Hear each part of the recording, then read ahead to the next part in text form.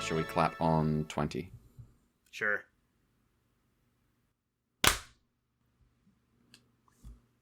Fantastic. Say that again?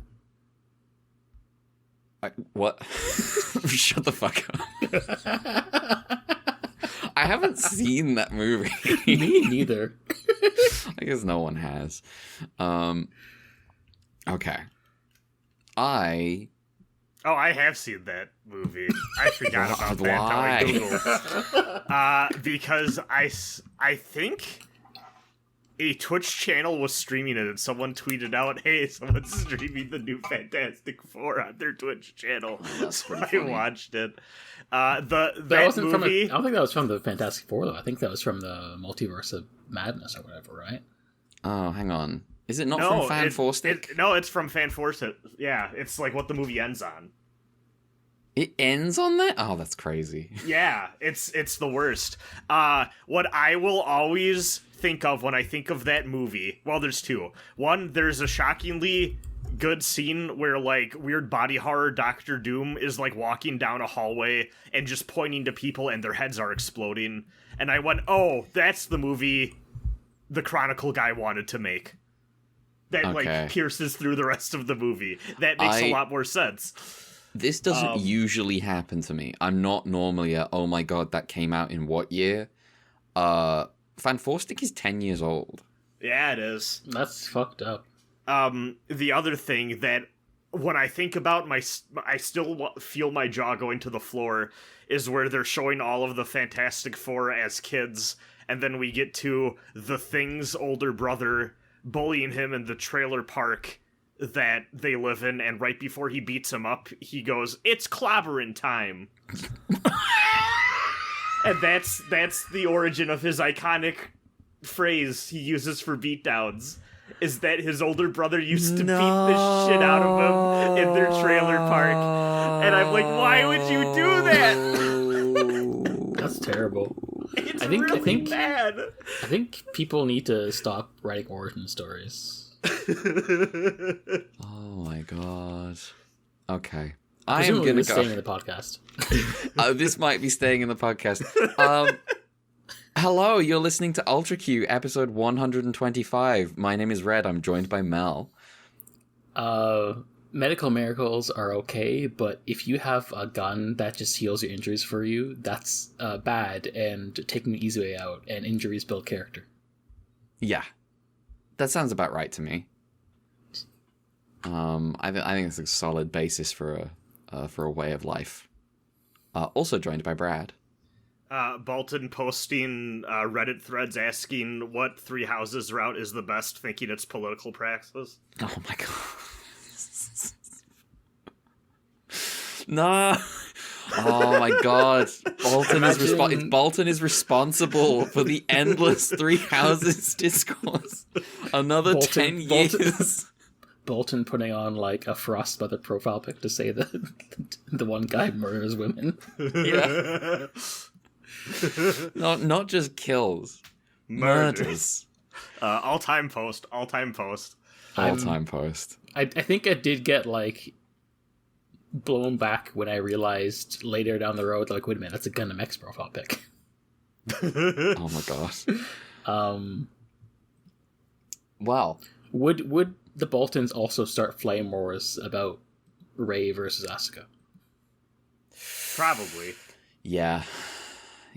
I think Unfortunately, I am now imagining the Superman 2025 scene of the Boltons having the monkeys on typewriter. Writing tweets. Fuck you, Ultraman. Oh man, that was true. I was truly like, okay, James, okay, Mr. Gunn, please relax. Maybe being kind is the real punk rock. It is the real. And meanwhile, Ultraman's like, well, I'm not a punk. Jeez, I'm a straight-laced. He's a straight-laced. He's a Boy Scout. That's why he's gonna kill the aliens. He's a Boy Scout. That's what Boy Scouts do. They kill aliens. Yeah. We watched 3 more episodes of Ultraman 80. The penultimate. Somehow. Yeah, we've only got a week left of Ultraman 80. Feels odd. Somehow. Yeah, it's sort of flown by. Well, time flies when you're having fun. Yeah, well, it's maybe, I don't know, maybe it's a good sign, maybe, what is the purpose of Ultraman, if not to be something that you kind of waste time doing on a Sunday, and then, you go about the rest of your week. Yeah, and do this for 3 years almost. Well, many more for the children of Japan. Many more. I like how this implies that they just stood children. You know what? Some of the posts I've seen online, maybe they did. That's mean, I'm sorry. Hideaki Anno remained a child. This is true. That's true. This is true. Hideaki Anno never grew up. He is you Peter think Pan, Ultraman stands for dying. hope? Well, of course you do. You're 12. Yes. Yes. Yes.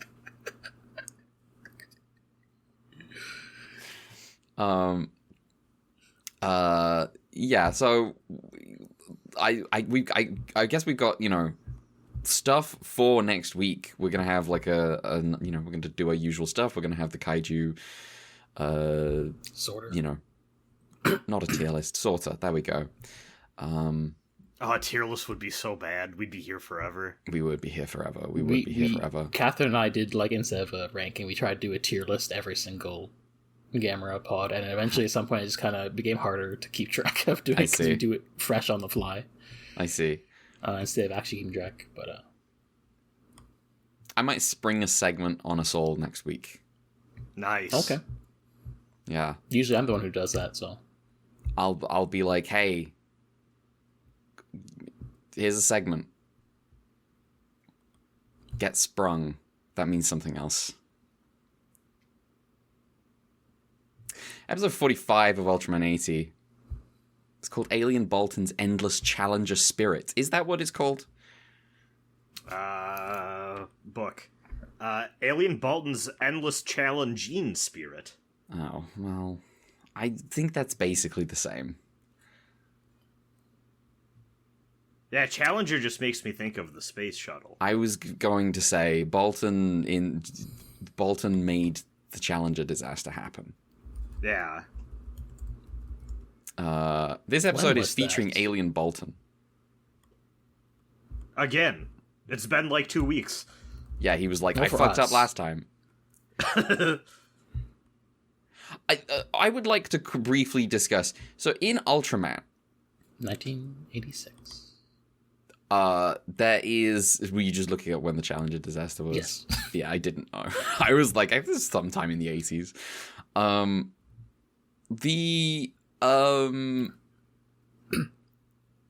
The thing with Ultraman is that because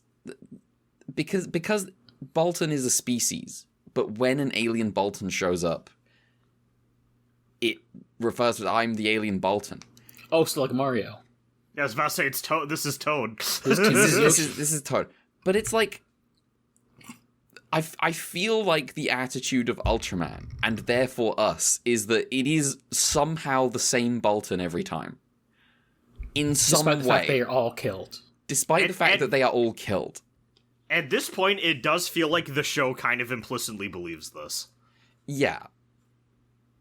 Like we're like, mentally I'm like, Bolton screwed up last time, but he's back again. No, he's not. So the Bolton who screwed up last time died. Each alien in Ultraman, each species has their own Roa, and they're all coming to Earth. Exactly.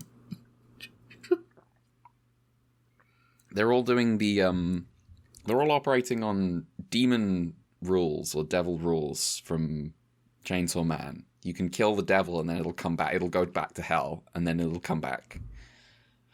Ultraman's like, wow, I thought this goop capsule said 7 nights.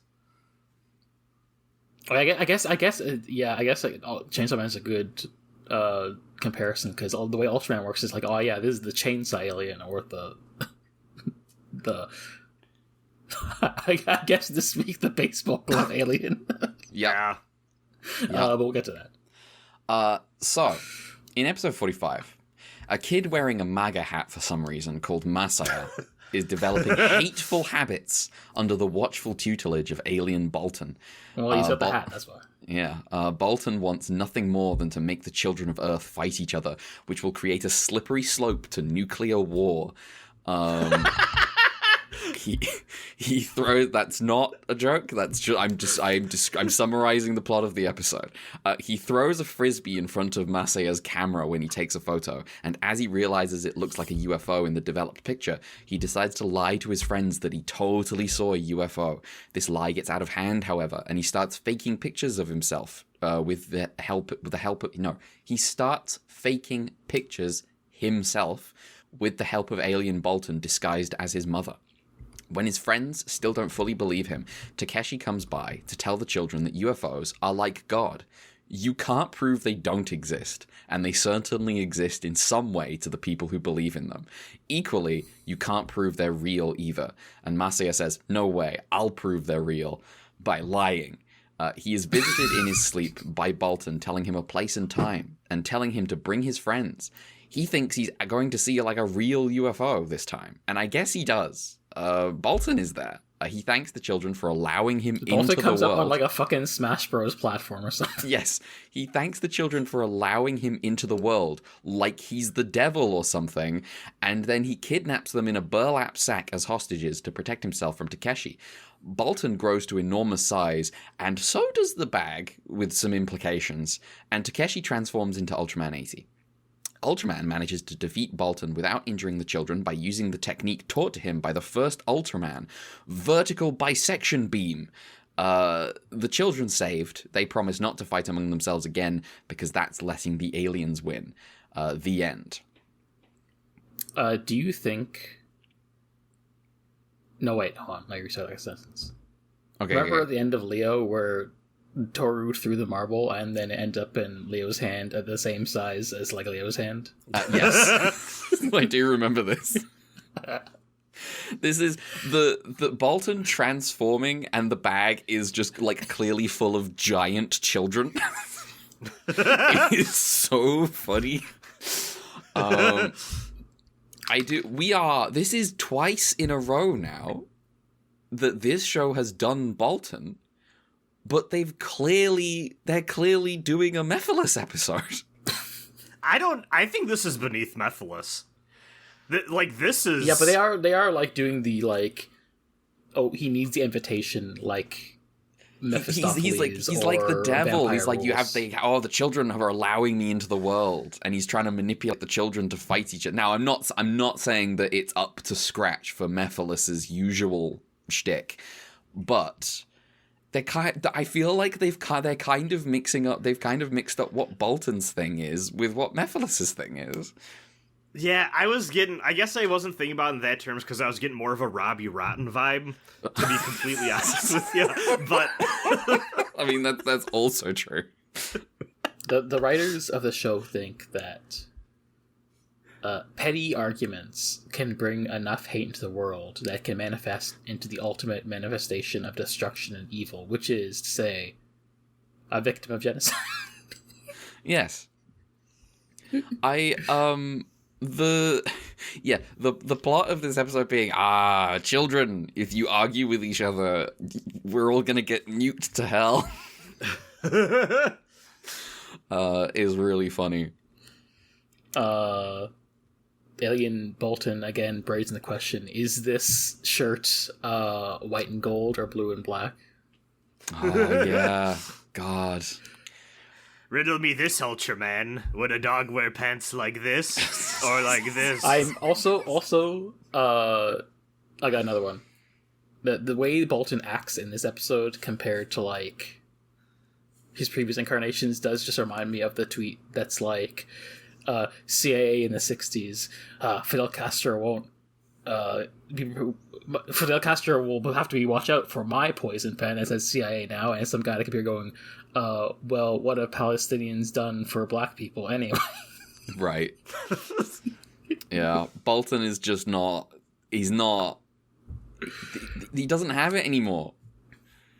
He used to be like, I'm gonna steal Earth. We're gonna have a sick fight in the night. I think it's definitely just like I guess we call like when a franchise goes long enough. Mm-hmm. And they kind of just like, I guess like it becomes more conservative in general, but also just like what elements they draw forth or / mischaracterize or like overemphasize, mm-hmm. you know. Just, you know, the logical entropy of any long-running franchise. Yeah. Yeah. I think even a lot of that... So I've been thinking a lot about the little anecdote you shared about our actress swap that happened. And how, like, kind of embarrassed she was about how fast they were like, oh yeah, we can do that. I really don't think the people who have been making these shows, the past few goes of them, are really all that interested in... Like, I don't think they actually... Frankly, I'm not convinced they see a lot of the value in the storytelling potential of a lot of these, like, moral implications and, like, you know, deeper ideas that, like, we were doing in, like, Q, Man, and Seven. And I mean, not all of Man, definitely not all of Man, but, the Jisoji ones. This is another case of me wondering, lamenting the missing link we have of, like, the anime. Because I don't know if the writing staff and they're the same or if they're what they're doing necessarily. Well, it's going to have, like, a whole... Yeah, I wonder what the creative team looks like, because, you know, it's Sunrise, isn't it? Yeah, it's not like we're having like the same directors or special effects directors, mm-hmm. but maybe the writing staff is overlapping. Mm-hmm. It does also. We get these quotes from the writers and directors and stuff like after the fact, being like, "Oh yeah, I felt this about Ultraman," and it's like at the time, it's entirely possible that they didn't really actually feel anything. Like. Ultraman was coming back in 1980 for this one time. They were trying to do Ultraman, and then it went away again. And presumably at first they didn't know it would be only for the one time, and it eventually becomes very obvious it's going to be for the one time. Yeah, but also it's like once Ultraman has like become solidified itself in like the 90s as like, oh, this is like back for good, and now you can people who write and direct on Ultraman 80 can pop up in interviews and be like, yeah, working on Ultraman, I felt like this. I felt very strongly about this, that, and the other, and like how much of that is true. Did you know I did a degree in German literature, by the way? Yeah, I just want to bring that up to my writing credits. I think it's important. And this isn't to necessarily to say that they were lying, but memory is memory.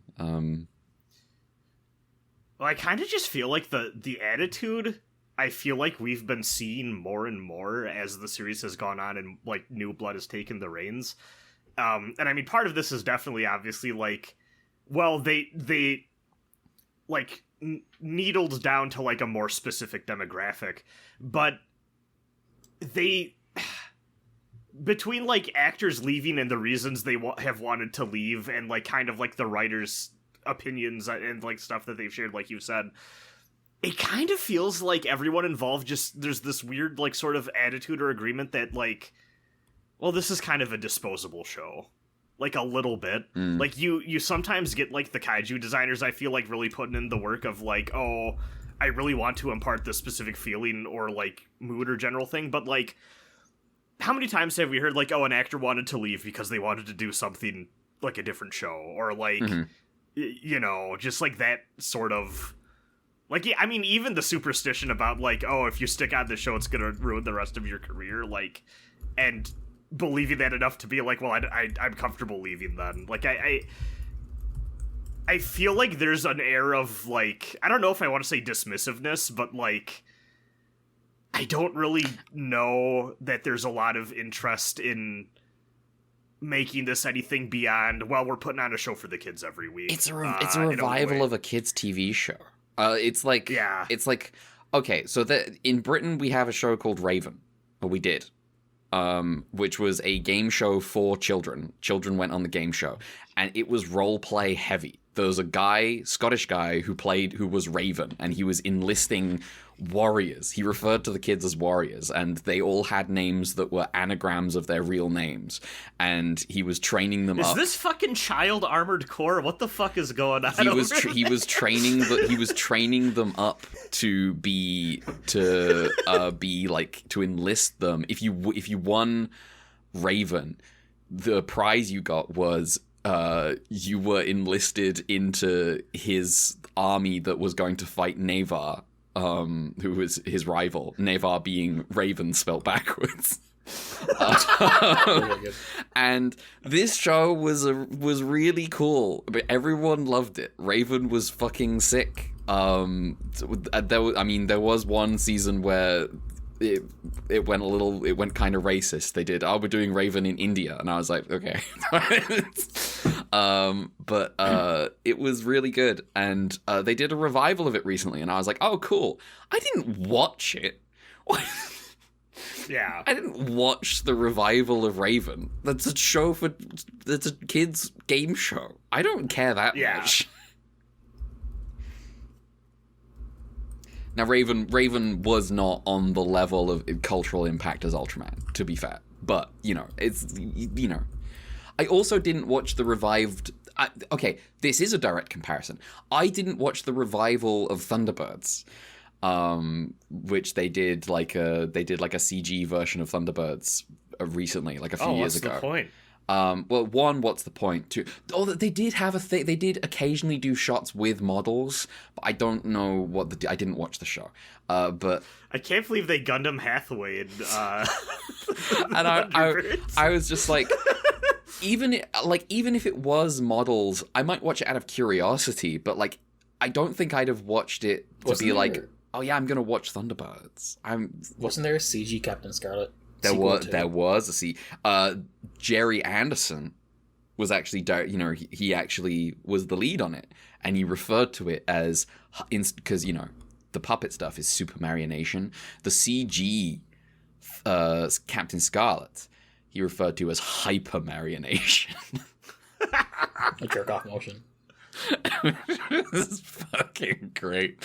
That show looks awful. I mean, it's obviously like CG for its time, and it's like it's got a little something, but like it's not.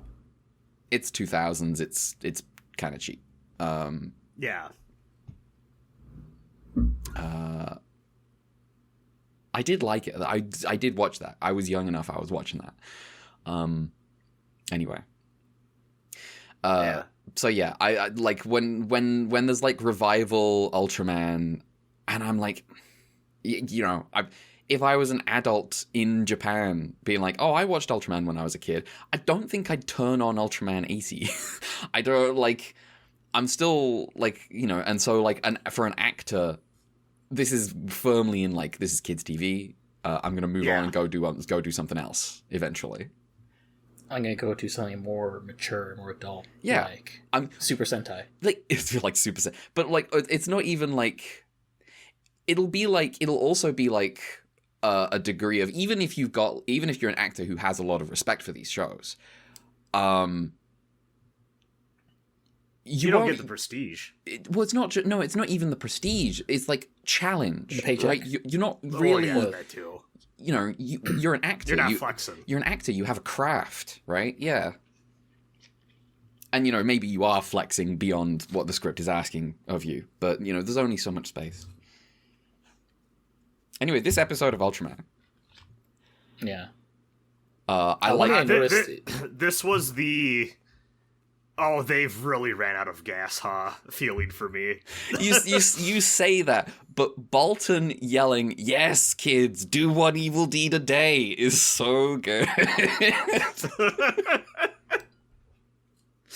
I don't know that this episode is like great, but I had a good time. I really did not like it. Okay, I kind of forgot this episode. Well, we got the full spectrum then. I do think it's worth pointing out that, like, despite the fact we kind of had a retool, why, like, woman shakeup and new sidekick for Takeshi, we still have a child of the week. We're not going back to, like, UGM plots. No, we are not. Yeah. We just swapped one woman out for the other. That's it. Yeah. And boy, is she not fucking doing anything. No, she's not doing fucking anything. Well, she's there on screen all the time with Takeshi. Yeah, rooting for him to solve the problem while she happily is like, "Oh, that's our guy." and he teaches her to be more human and less. Give me your stupid gun. Give it to me. That's a different episode. I think that's next episode. Yeah, that's next episode. That's the last episode. Takeshi's. Oh, okay. Takeshi's. No. It is next episode. Okay. Takeshi's speech about how UFOs are like God I was a big fan of. I thought this was very stupid. I thought this was fascinating as like a historical note of like, this is a few decades past where like UFO people are like in the news around the world, right? Right. And like, how do you teach kids to talk to those people? You know what I mean? Like, I guess. Like, listen, your impulse might be to argue or like be mean to these people, but like, you know, like it's like almost a plea of like respect people when they've claimed they've seen things you find outlandish or something. But I thought it was fascinating. It's just like what I want to know is like, is this like thing. part of a UFO boom in Japan? Like we saw at the end of Leo, and if so, does that mean that there was just one from the entire late 70s that just continued, or if there was like an up and down where like, oh, they came in vogue and then fell out of fashion but came in vogue again? Mm-hmm. I mean, the impression I've always gotten was that starting from like the early 50s through like the 80s, like UFO sightings and stuff kind of like boomed all over the place. Yeah. I think I saw a thing at some point saying, like, you can track the reports of things, like, weird things in the sky to, like it almost exactly maps to what countries had, like, cable TV and, like, broadcasts and stuff going on at the time, too. Like, the ideas are just going around, right? Mm-hmm. And, like, when you introduce those ideas to people, some people want to see something really, really bad and be in on it, right? Yeah. So... yeah. I have just one more note for this episode, which is a line where someone from UGM, I don't know how they got there, they've got this knowledge, where they got this lore from. Maybe they've been reading some magazines. Said, if Bolton has children on his side, then 80 can't hurt him, because 80 is powered by the dreams of children. I don't think that's true. I don't think that's true. That. I don't think that's true. I like the idea. I do now quite like the idea that someone in UG, that the captain just said that, and Takeshi overheard him and was like, "That's not true, but I do like it." I do kind of like it. I gotta win the hearts of kids. That is true. That is what I want to do. Hearts and minds. Yeah. Oh, no, the Lamb of God cares not for the weeping of babes. Oh no. Damn. Takeshi definitely cares for the weeping of babes. He did become a teacher briefly. That's why he's not the Lamb of God. Okay. That was OG Ultraman. He's in retirement now. You know what? He didn't care for the weeping of babes. That is true. Yeah, like when he was fighting Gaviton. Yeah. Regular Ultraman is watching from the heavens, being like, "What's this beam clashing horseshit you're doing? I know it looks cool, but just cut him in half already." And then he does it. What? Yes. Yeah. Yes. Ultraman 80 back in the day. Like, I'm just OG Ultraman. I'm really struggling with my balance between being Ultraman, being a teacher, and being a member of UGM. I just need some advice. You see, shut up that gay shit. Let me teach you how to bisect a Bolton.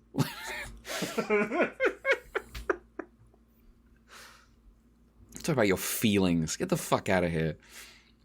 Who made this episode? This episode was made by directed by Samaji Nonagase and written by Toshiro Ishido. Very nice. Been a while since we've seen Nonagase, actually, I'm pretty sure. Yeah. Mel. We got Koichi Takano as special art director. Bolton's suit actor is Tomohiro Sato in giant form and Koichi Nara in human-sized form. They had two different suits, and they appear to also be based off of the, 1970s movie Bolton suit. It may be different suits than the one before. I don't know why they do this, but that's, Okay. Priorities. Do we have anything more to say about this episode? I would like to note the last Nonagase episode we watched for this show was the blood-sucking balls, which I completely forgot happened. The blood sucked. They did the That balls. did They sucked blood. They did do that. Yep. Well, episode 46 is called. Now, I'm noticing that maybe they were like feeling maybe a little bit like 80 needed a shot in the arm, and so we've had the chain. We've had the chain of New Woman. Now, obviously, that wasn't under their control, but we've got New Woman, then Ultra 7, then Bolton, and now we've got episode 46, The Feared Red King's Revival. They're basically the same. Revival of the Fearsome Red King. Okay. Featuring Margin and Red King. Sure. A kid called Jun and his little sister, they got to get new names for boys in this show. Like, on the one... Take a drink the next time we get a new Ueno. Yeah. God. A kid called Jun and his little sister Yoko discover a genie in a bottle. Or rather, the Margin in an ancient pot. They clean up the pot and summon... Do you want to know where they find this? In a cave. The JRPG side quest cave. Yeah. What were they doing before that? Skiing. Yeah. Never ski. Yeah. Don't do it. So moral. True. Don't do it. They clean up the pot and summon Margin with their friends. Margin promises them all one wish each if they promise to clean up some litter. They each clean up and get their wish, except Jun, who can't decide on any one thing because he wants to wish for too much stuff. UGM investigates the strange readings they're picking up from the jar, and the kids conceal the truth of Margin from Takeshi at Margin's request, because adults can't be trusted, see. All the kids around town want in on the Margin thing, so they're deliberately littering and then cleaning up so they can earn a wish. These are some industrious kids. Very good job. I like this part a lot. Yeah. Eventually, this is shown to be some kind of like moral failing of the children, and I'm like, fuck you, bro. Get those wishes. You set up the rules. We found the loophole. Give us the fucking wish. Eventually, three kids steal the jar off Jun and Co., and they summon Margin. They decide to wish for a toy of Red King, but they forget the toy bit, and so Margin summons a real Red King. The children flee, and Jun tries to grab the jar off them and breaks it in the process. He laments that he could have wished away Red King.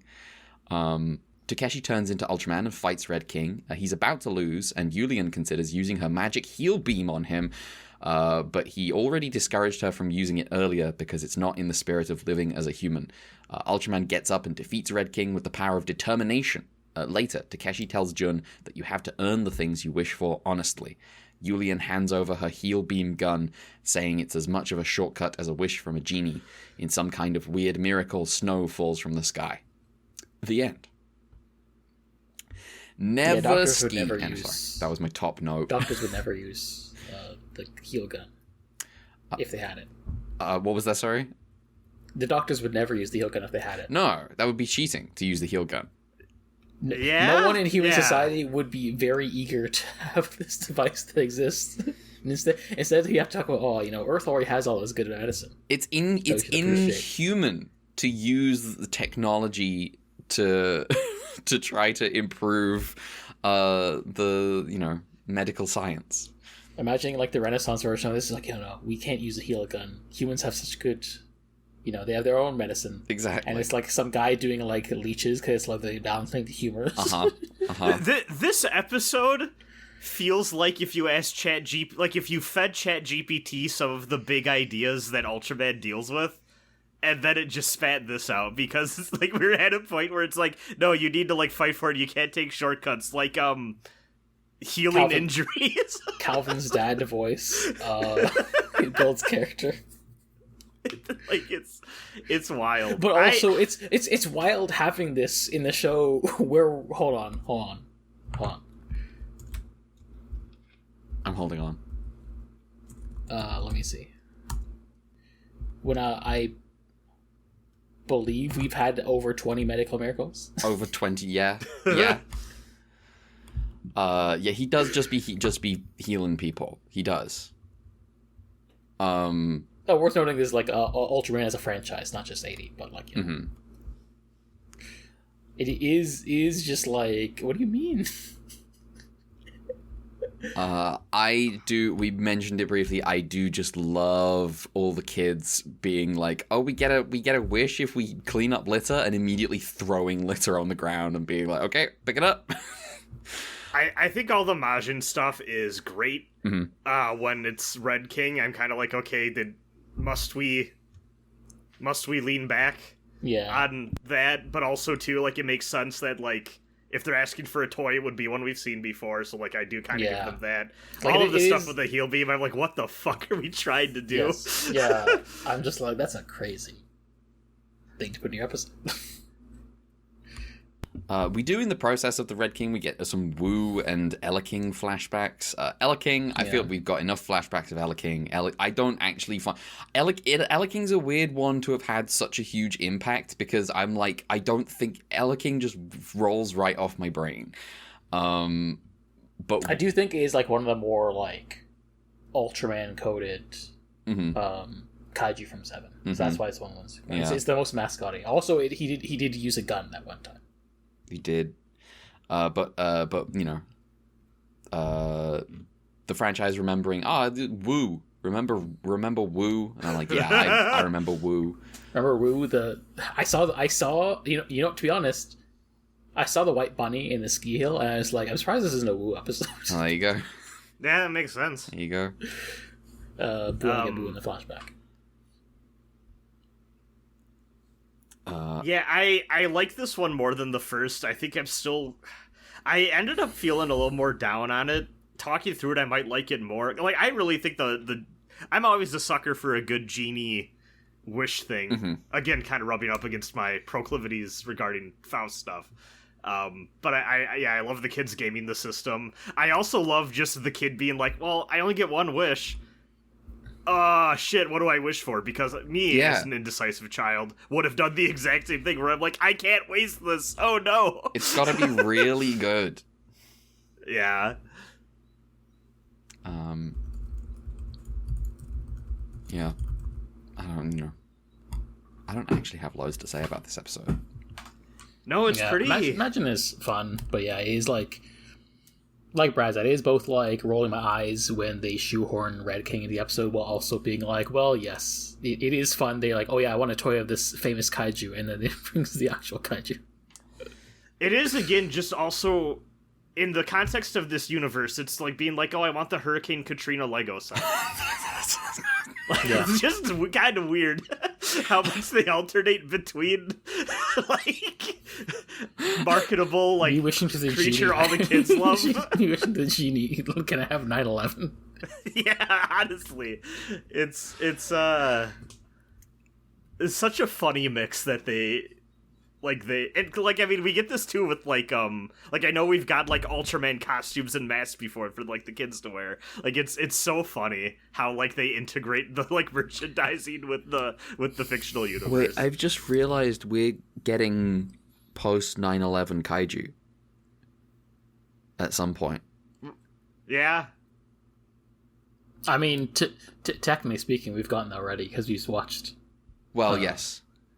But also, it doesn't really count. Yeah, it's not close enough.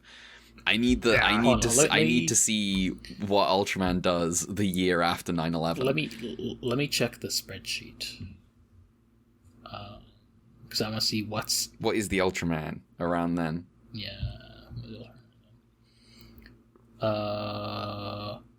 Cosmos starts July 2001 and goes for a while.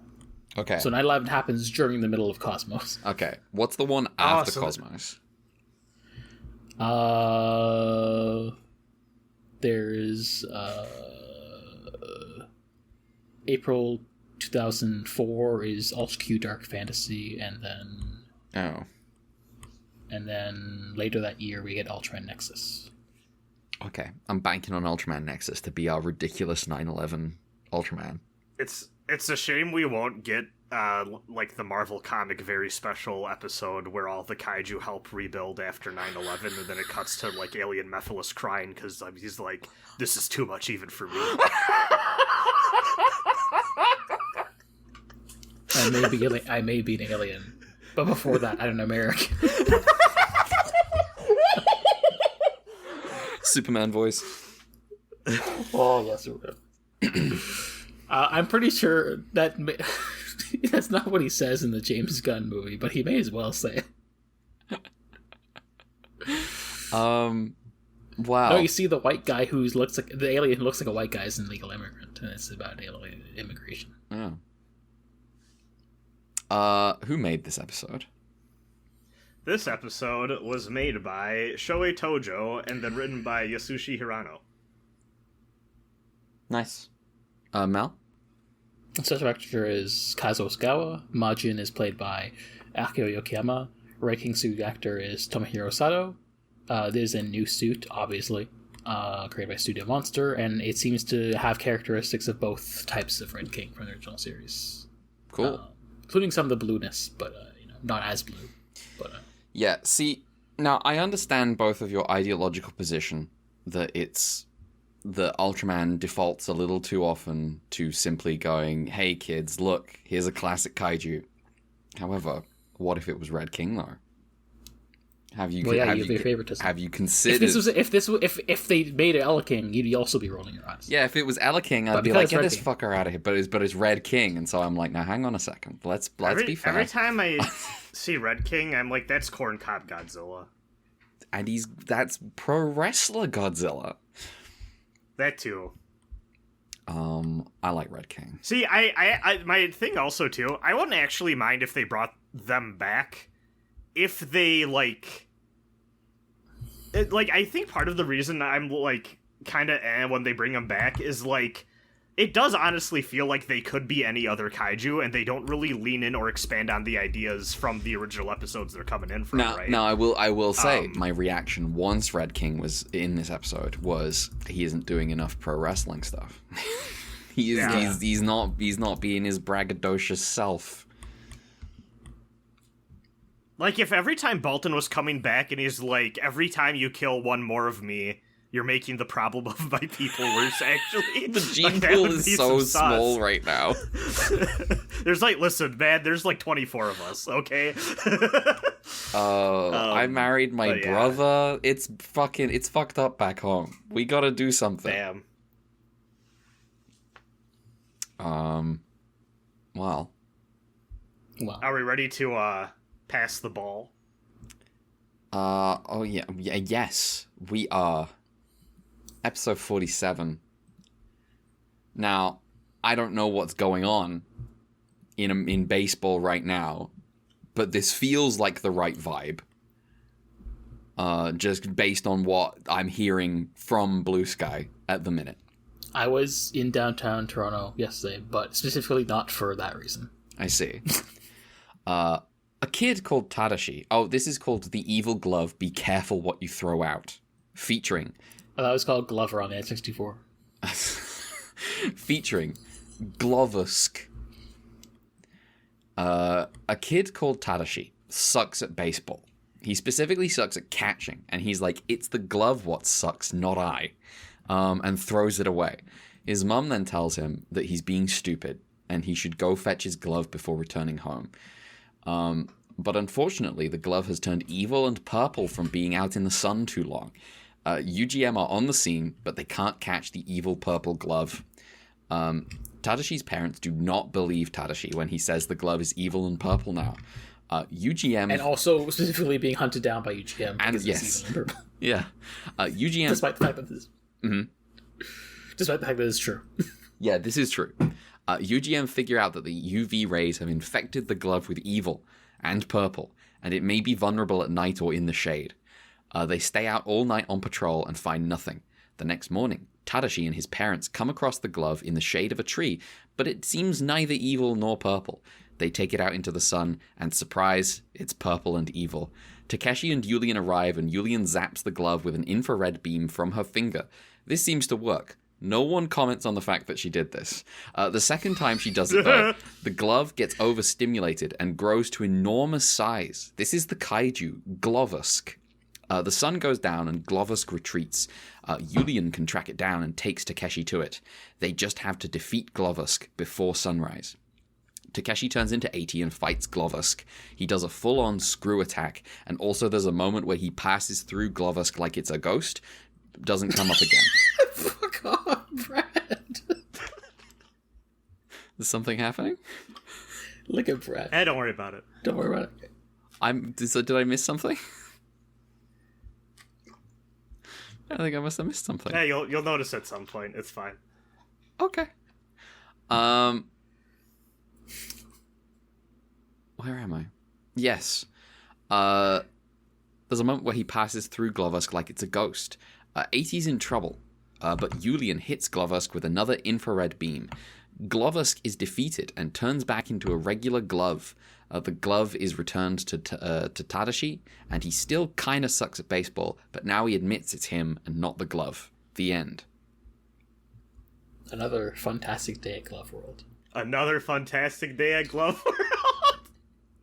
Okay. How do you feel about this episode? This It's is kind fun. of cinema. Yeah. It's a good one. It reminded me of the Violet episode. I love the glove turning purple and evil, and I don't know, there's just something very ridiculous about it. For a moment, I was almost thought that maybe the dad was like faking it like the way dads do. But then it turned out to actually be turning into the kaiju guy. I watched the way go for it. just the way they sculpted his face, I feel like is a work of art. It's really like good. just look at this look at this guy. Oh my god. Fantastic. Posting this image so people on the Yeah. listen to the podcast can see our Discord statuses. Oh, I see. I couldn't see this fucking image.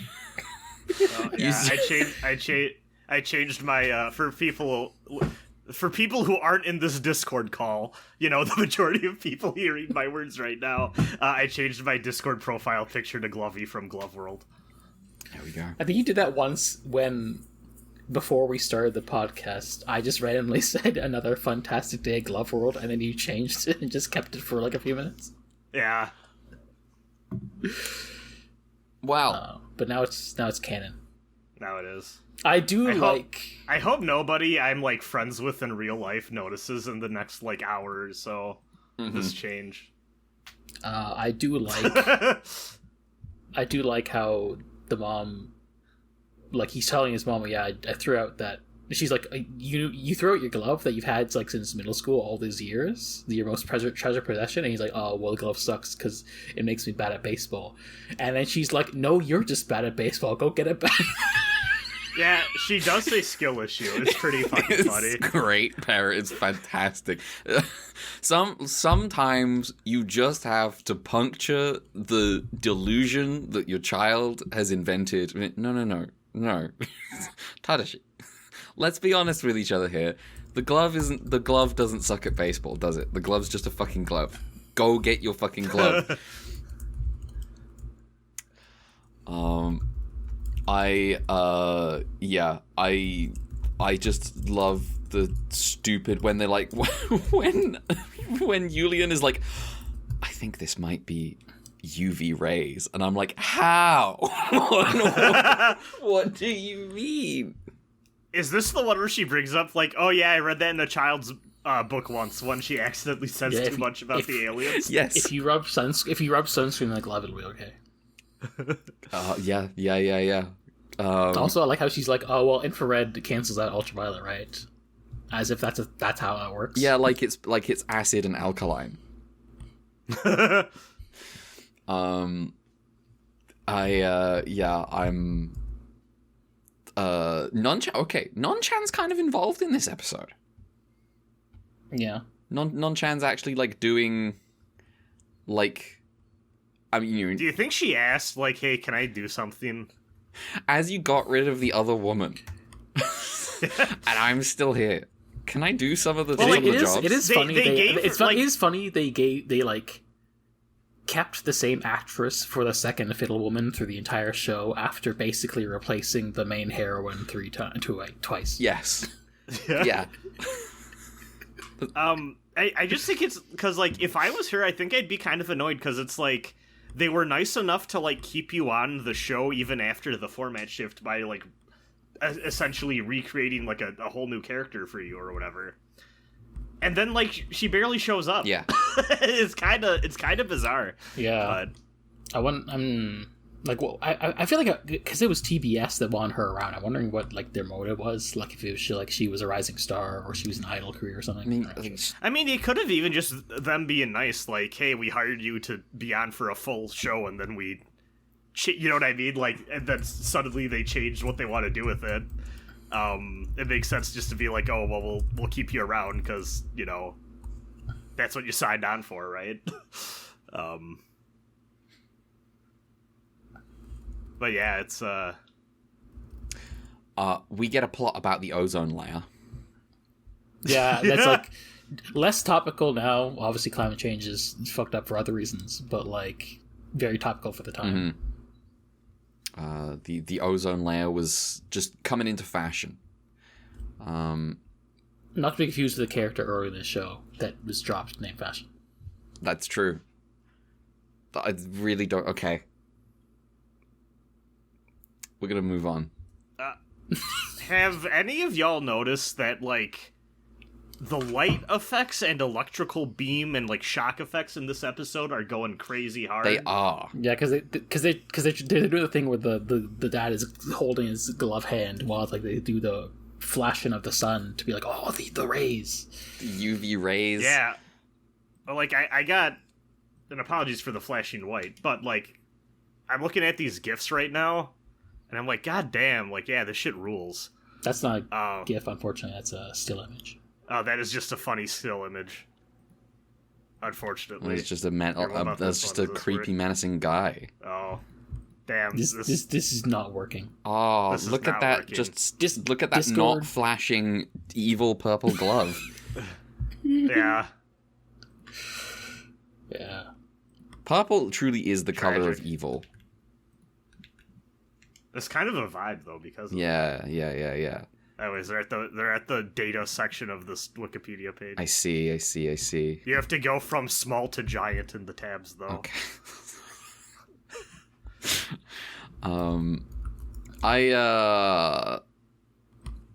He grows extra limbs when he... No, he doesn't. Those are his antennae. Okay, never mind. When he turns giant, his antennae grow as well. I see. Yeah, except the antennae are kind of like the straps of the glove, too. Oh, right. Right. Which I only just noticed now, but... You know, of all of the, like, oh, Ultraman is touched has left its impression on every aspect of Japanese pop culture. Least of all was I expecting Sonic the Hedgehog's signature homing attack and spin dash. It's really funny. Yeah. He's just like, I'm just gonna curl into a ball and spin and hit him. Yeah, it's good. He does just go through the glove at one point. It doesn't come up again. I don't know. Is he a ghost? I don't know. It's just pop. I like how they're like doing the terrifying cosmic rays, except the rays are just normal sunlight. Yes. Listen, unless you wear your sunscreen, that shit can't be terrifying cosmic rays. That's very true. That's true. That's very true. Yeah. Oh, you know what I would do if I got my unhinged Ultraman? Okay. I'd make a very special O.J. Simpson based on a real story episode. Okay. With Glovis. Mm-hmm. Glavisk, if I did it. Yeah. I like the puppet a lot, which I feel like a hack and a sham for Liking puppets. indulging. Yeah. in this. No. You can like the puppet. With the glee that I do. I definitely think the puppet is better than the kaiju. The kaiju's good, but like I think the puppet's where it's at. I think these are. I would not be surprised if these both are very high up in my list when we rank soon. I think the big one is a friend. He looks like if Swamp Thing had a Robin, it would be Glovisk's big form. Mm-hmm. I'm a big fan. The strength of this episode is truly just in there's just something cool about an object that I have instilled some petty anger into has become evil and is now attacking my family. The funny thing is, like, Japanese mythology already has that for, like, yokai built in, but in this case, it's literally just... Yeah. They did a sci-fi version of it. Yeah. I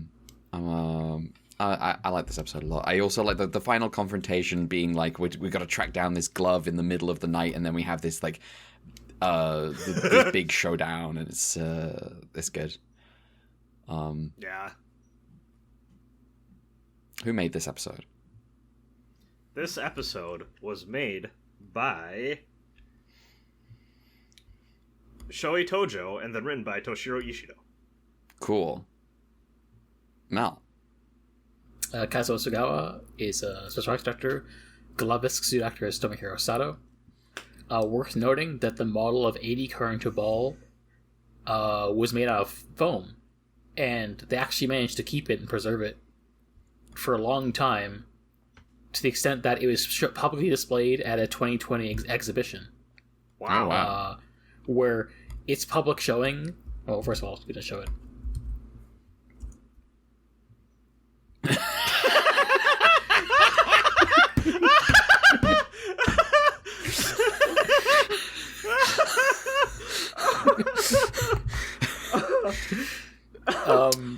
I was not prepared for this. Its public showing at this 2020 exhibit gave it notoriety to the extent they actually made some merch of it. No! Oh my god. This looks like an ancient artifact of a lost civilization that was dug up. Oh, I love this. You could use this to make a racist episode of Ultraman about an ancient culture. You really could. Oh, look at this little toy. Oh my god. He's just little tucked up in a ball. Oh, this is great. This is honestly one of the better Ultraman finishing moves we've gotten in a hot minute. Yeah. And not since Ultraman became Dynamite and blew himself up have I been this thoroughly impressed. That was the best one for a while.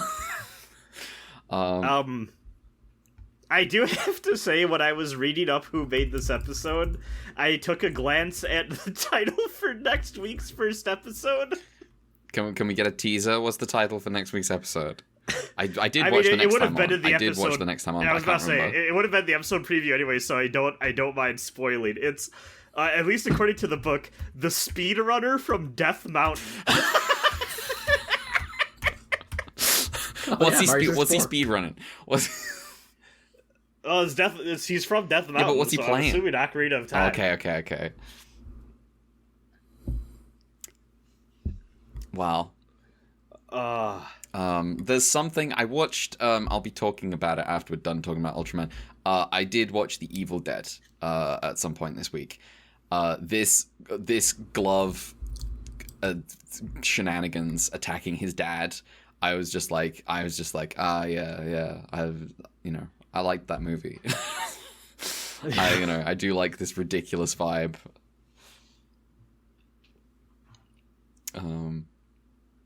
Well, is that it? Are we done talking about this episode of Ultraman?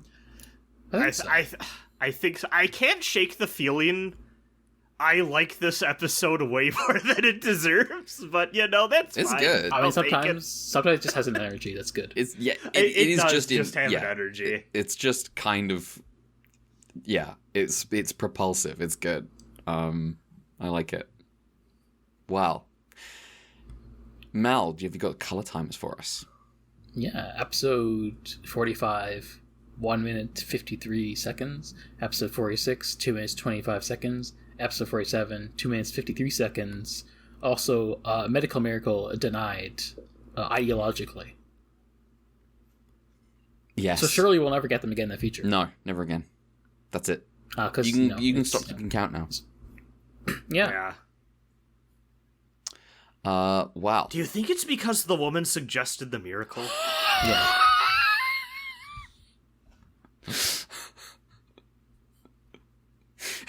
They're like, no, that's too easy. Silence, female. Sometimes I make the episode title for the podcast in reference to the weird gender stuff that Ultraman does, and I'm like, I hope this doesn't read as us being misogynist. You see, this we report the news. We simply have to be honest about what the show is. Dialogue written by someone who famously respects the input of women. Wow. I watched that one fucking Tom Cruise lawyer movie he wrote the other week. I didn't even talk about it. What's his Tom Cruise lawyer movie? The fucking You Can't Handle the Truth movie. Oh, he wrote. Oh, of course he wrote that. Of course. I don't know why I'm surprised. A Few Good Men. That's the one, right? Yeah, that's the one. Yeah. It was based on a play he wrote. Well, yeah. How old is he? He's 64 years old. What's the last thing I know? Oh, the last thing that I was like, what's this Aaron Sorkin bullshit, was the trial of the Chicago 7. Well, that's going to be it for Ultraman this week. We'll be back next week for 3 more episodes. We'll be back in just a second. 3 more episodes. Yeah, the last 3 more episodes. Then we enter the funky zone. The funkies. Yeah, it's going to be weird. There's going to be all sorts of shit. We're going to Glove World, baby. We're going to Glove World. For now, we'll be back in a second to talk about anything else.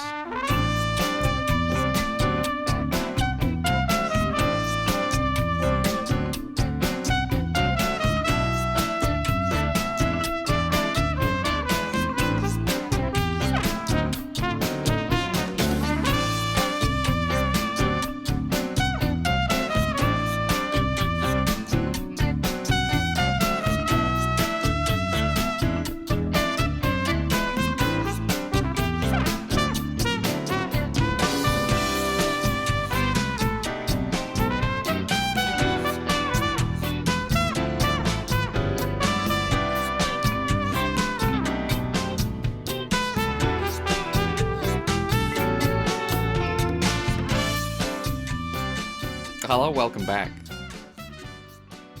We're talking about anything else. Who wants to go? Who's got stuff? I have exactly one thing. Would you like to do your exactly yours. one thing? Yeah, sure.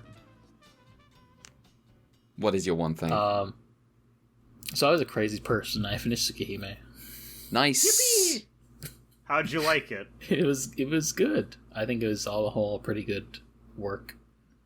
Somehow I did both the history route in one after an evening, and then immediately the next day also did the Kohaku route in one afternoon/evening. Yeah, I mean that's It was how like 10 hours each. It's a lot. That's which did mean I finished Tsukihime on Halloween, so that's nice. Oh, that's fun. Rank the routes. I'm curious of your thoughts. They're so different. Too close? No. I'm just... Caucus is really good, so is Arkwid's. I think Hisui's the weakest one, just because I feel like... Mm-hmm. It's just like not as much happens. It does feel like it almost ends up more set up for Caucus route, despite the fact that there originally wasn't going to be a Caucus route. It was added in like a week or something. I didn't know that. That's crazy. Yeah, it's crazy. I'm like, what the fuck? but maybe it would have ended the same way, and then they were like, well, maybe we should actually give a route to her so she doesn't just end miserably. I do have a question, because one of my favorite stretches of Tsukihime is it Hisui's route where he's literally like tied? He spends like several days just tied to a bed. Yeah. Okay, that is I'm not like tied to a bed, but he is in the bed, and like Hisui keeps taking care of him. Yeah, that's kind of one of my favorite bits. But I think Hisui herself is like definitely like we're doing Kohaku setup. Yeah, which is unfortunate because like obviously he has her own thing going on. It's just that like to some extent everyone is like, well, we have to make Hisui the most normal one. Mm-hmm.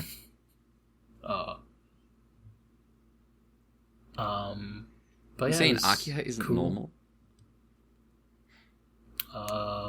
Not in her route or in Kohaku's route.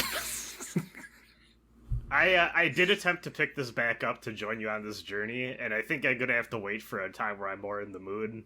Yeah. I have just accepted, and I know it's not technically, but the incest thing is kind of a big wall for me. I mean, it's not ideal. Yeah. That's how it goes. The irony being that I feel like her arrow scene is one of the better ones from a character perspective, because there's an actual thing happening in the middle of it. Damn. Yeah. Because up top when you have the arc and CL ones, which is just like, well, yeah, this is just a sex scene, and then meanwhile, Aki in the middle of her scene is like, they finish one round and she's like, yeah, so if I go crazy, you'll promise to kill me, right? And Shiki's like, I'm gonna pretend I didn't hear that and continue with the arrows. And then I'm like, oh, there's stuff here. I have the CL sex scene does contain, I think truly proves the worth of the visual novel format by beginning with giving you the choice, hey, should I have my glasses on or off? you get variations of both. And everything's the same. It's just like, do you get the CGs to the glasses on? And like, I don't know what, like, how Nasu feels about this. But it is really I love the line where Shiki says, "Senpai isn't senpai without her glasses." I do think it's fun the ways that Nier and Farside are just completely different. Yeah. In ways that feel like, is this just like a different reality almost? Like, yeah, there's like absent from your own choices actually influencing things. Like, did you just step into an alternate world accident? A character shows up who's in the near side routes, and then he shows up and he's like, "Huh? What's going on? That's not you." Satsuki's cool. I'm a fan. Yes. Looking forward to her getting her actual route eventually in the future, maybe in 2020. Maybe in 2035 when Nasu actually releases Tsukihime Rank 2. Mm-hmm. It is kind of funny that like Roa technically I guess is in all routes, but he's kind of not. Yeah. In the far side routes. Right. And CL's like, hey, what's up with that in one of her bad ends? And Roa's just like, it's probably just be a vibe thing, to be honest. Mm-hmm. Don't worry about it. Did you enjoy getting full context for Nanaya Shiki? I feel like this is right into the thing where I don't care about Nasu, where he's like coming up with the lore and proper nouns. And I'm like, I didn't need to know Shiki had her birth name was from this other clan that hunt demons, and that's why he has the special powers. I don't care about that. Unfortunately, your mother.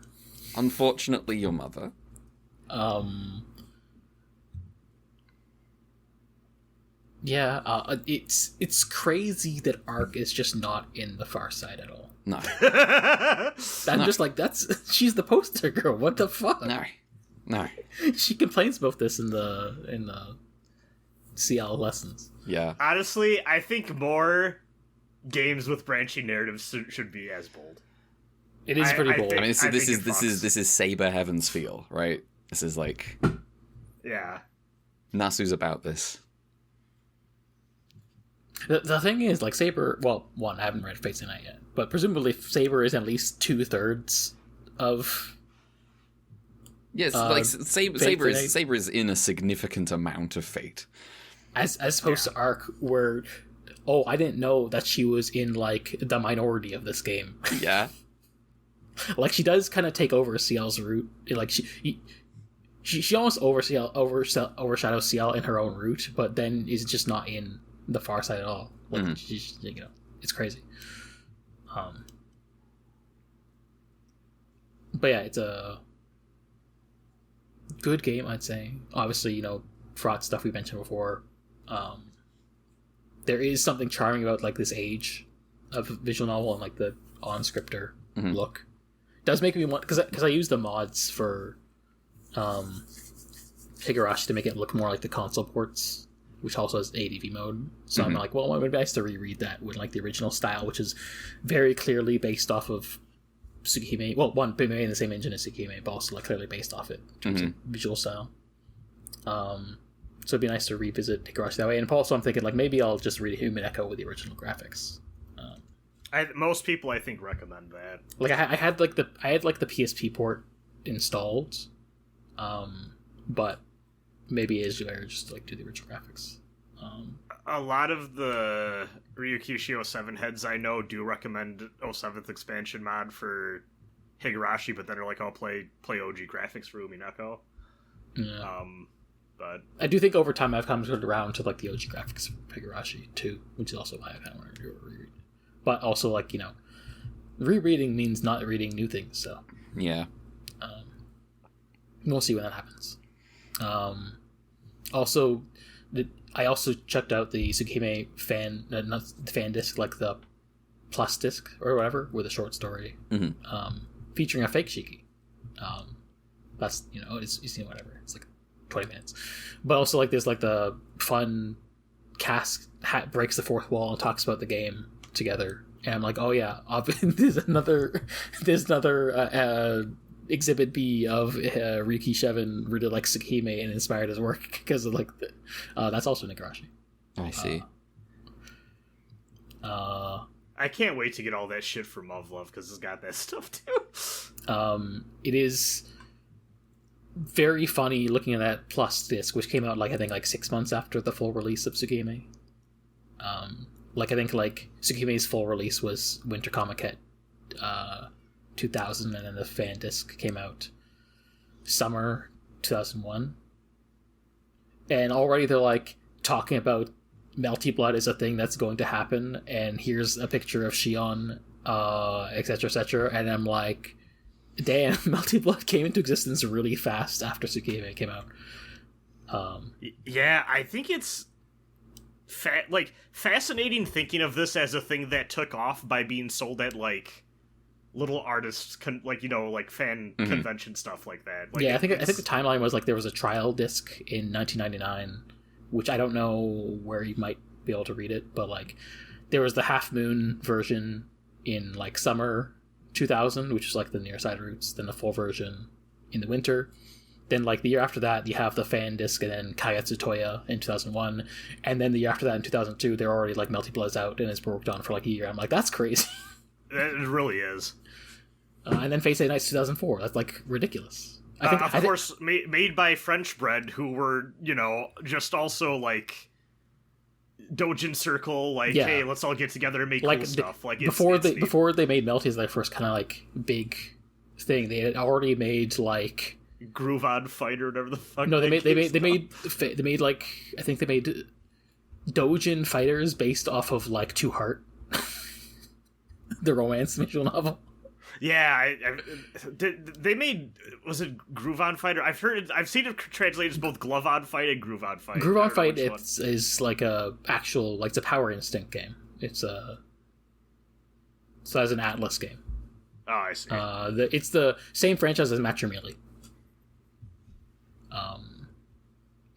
But yeah, it's kind of crazy how that happened. Something actually had similar happen to Toho, where like you have Toho blowing up in its own way and getting fighting games made by Twilight Frontier, which is also Dojin Circle, but also it didn't feel like it blew up in the same way Tsukihime and Melty Blood did. Like, Twilight Frontier is not like a the French Fred has put out Under Night and Birth as a big major commercial product in a way that Twilight Frontier has not done that.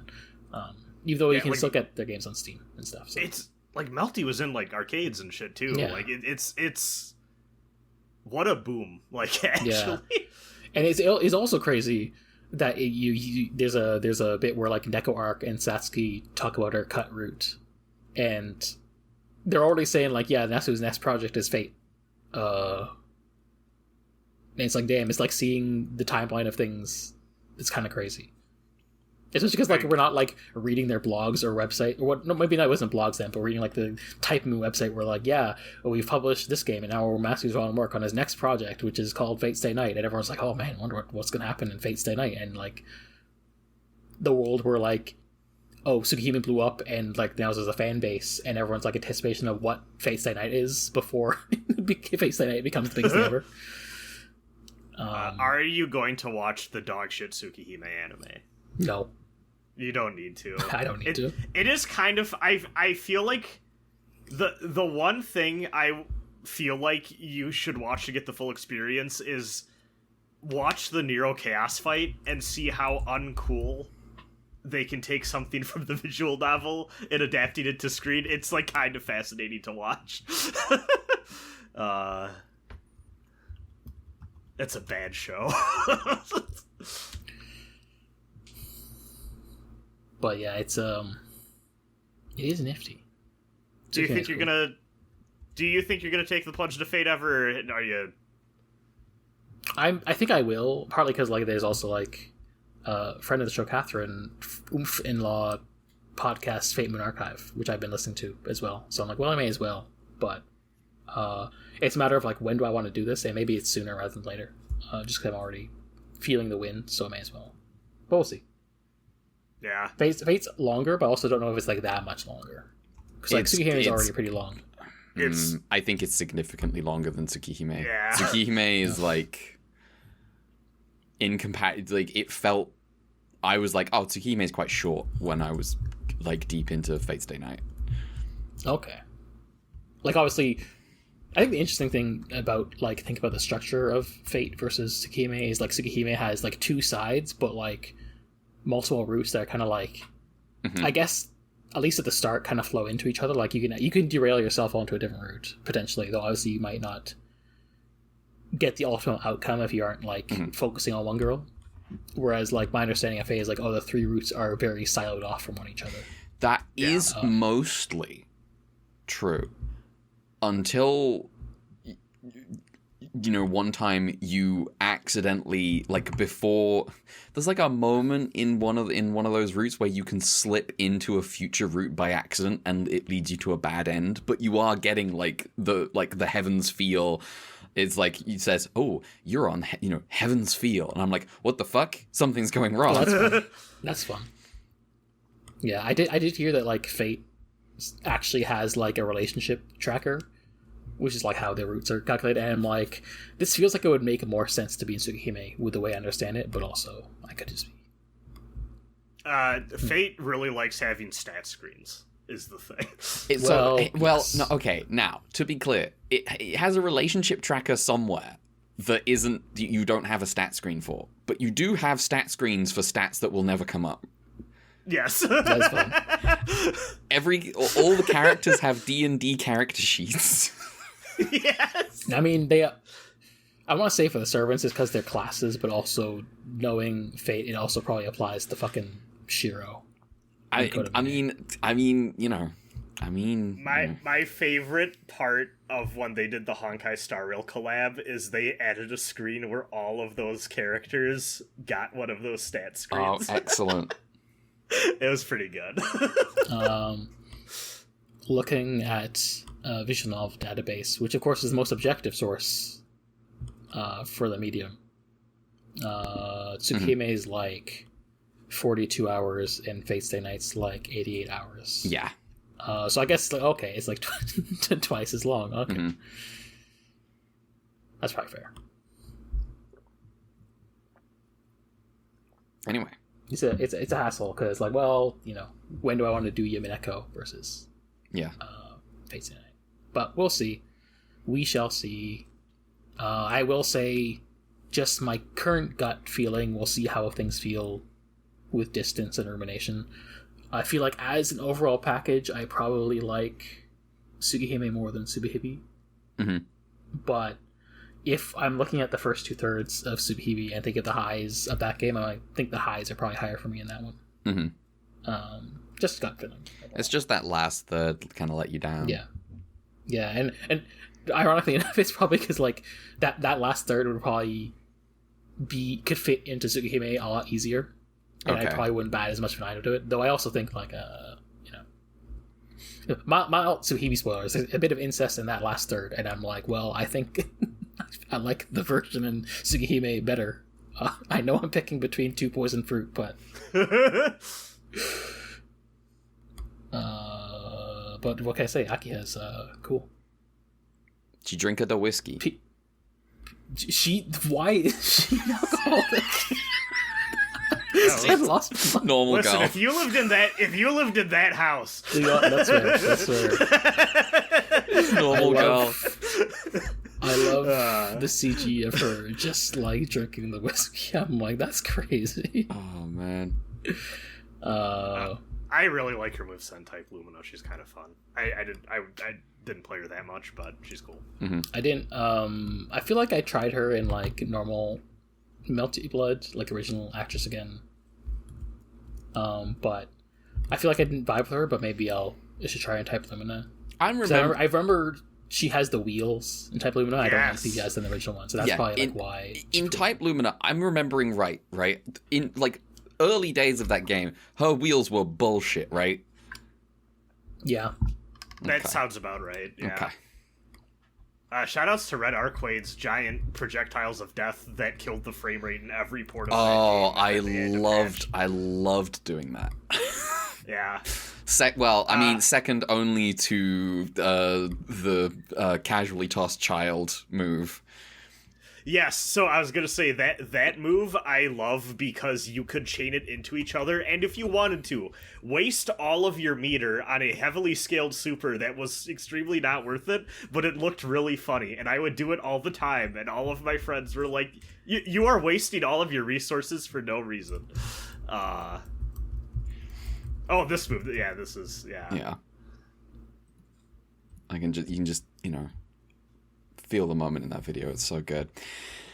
Well. Yeah. Tsukihime. Yeah. I don't know if I have much more to say. I mean, I think I'll probably do Kagetsu Toya. In short term, I'll probably also, I don't know which order I'll do it in. Maybe it'll be like around the same time. I'll probably just knock off Tsunasara remake, just to get it done. And they're both reasonably short, so. I think you should check out Karno Kyokai if you have the will. No, I plan to. I'm in the mood. I technically watched them like years ago, pre-pandemic, but I'm also like, well, that's obviously been long enough, and yeah. Also, I don't know if like the last movies were out by then, so because I know they later came back in like 2013 to add like the epilogue movies or whatever. Yeah, those are. I remember being very like, oh, I didn't feel like I needed these, but they're something. They're something. One of them, they sold those movies really fucking weird when like Right Stuff had them, where like the extra movies that weren't part of like the main like 8 were like sold as like a way too expensive Blu-ray, and it's like, who the fuck is buying this? Good times. There's this weird kind of similar thing happened with, funny enough, material for our podcast, Ultraman, where, like, there's, like, the Ultraman Zero series of movies, but also as part of that series in Japan, there was, like, a mini-series called Ultra Zero Fight. But the Mill Creek release of the Ultraman Zero movie collection did not include Ultra Zero Fight, but you can watch Ultra Zero Fight in English in the DVD release for Ultraman Zero, The Chronicle, which is the 25-episode compilation show, which takes the movies of Ultraman Zero and turns them into a TV show for kids for rebroadcast purposes. Okay. And that's the only way you can technically legally watch Ultra Zero Fight as one of them. And so therefore that's how funny. We will be fighting. We will be watching that. That's how we will be fighting! That's how we will be fighting. Alien Baltan coming up with our watch order, which will then eventually lead to nuclear warfare. No! Yes. It's okay. Ultra Zero Fight is fucking 2012, so we don't have to worry about that for a while. Wow. Yeah. Thank you very much. Yeah. I guess I just remembered while talking one more thing I did this week that I won't say too much. I did my usual annual Halloween watch a fighting game thing. Mm-hmm. I think this week, this year I watched the Fatal Fury motion picture. Which is how was that one? I guess like technically the follow up to the two OVAs that I talked about a couple years ago. It's all right. It came out apparently like the month before the Street Fighter 2 movie, which I watched last year. Oh, that's funny. I definitely think like the Street Fighter 2 movie is more impressive, and I probably enjoyed it more. I feel like I feel like this movie maybe had more of a plot than that movie, but also it's not like I'm remembering too much. Besides, cool vibes. I feel like there's a step up from the OVAs, and it's still flashy like you'd expect from a movie. It's basically about like this evil rich guy is going around collecting armors to become the Ultimate Warrior or whatever. You know, the global adventure of it, which is a bit fun. But it's kind of like, you know, it's fine. I think the Street Fighter 2 movie is a bit cooler and also probably better animated. And features an amazing ending. This was just I watched that again. I can't believe I forgot that shit until you told me about it again. It's so weird. Bison coming at Ryu with a truck, and then the movie ends. By the way, we got a new movie coming out starring Van Damme.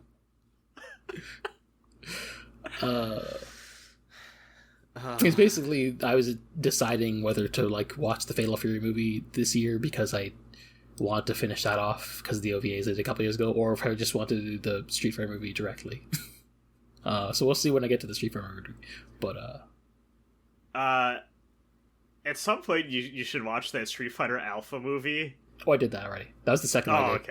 Oh, okay. It's fine. I have a distinct memory of watching that with all my friends when we got really into Street Fighter Alpha 3 back in the day. Yeah. And being like, why are they writing Zangief like he's Solomon Grundy?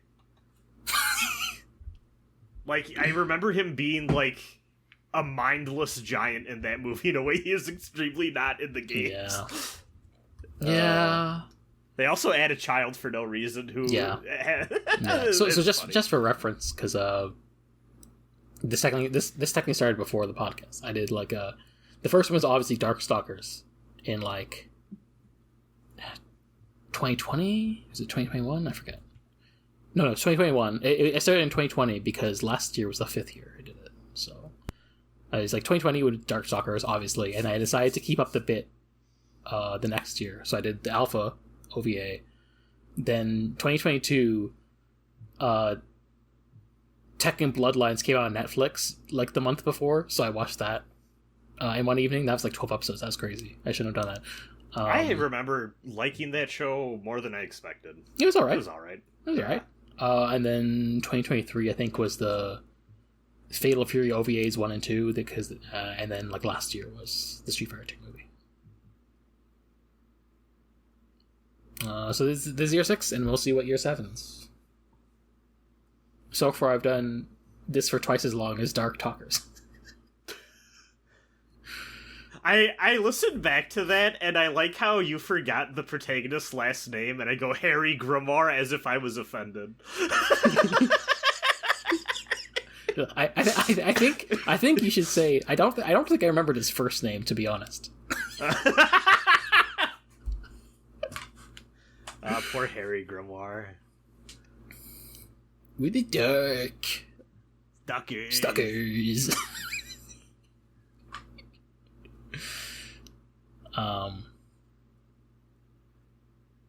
The Fatal Fury does not have any curiously attractive fishmen. Damn. Anyway, who wants to go next? You gotta watch the child's cartoon. I guess I don't. Where Anacrus is like confused about how attractive Rikuo is. I see. Yeah. Oh wait, I'll actually one of you can say something, as in do the thing, and I'm gonna find something. Oh, well, I was gonna transition to the next topic, but yeah, that's what I'm saying. Well, I've also been reading visual novels. Okay. So I read more of Muv-Luv Alternative, and there's been... Okay, yeah, there we go. Okay, I'm gonna watch this. You may continue. You don't have to watch all of it, because I think it goes into, like, future episodes, but... Okay. Yeah, but, So, okay. The Muv-Luv Alternative...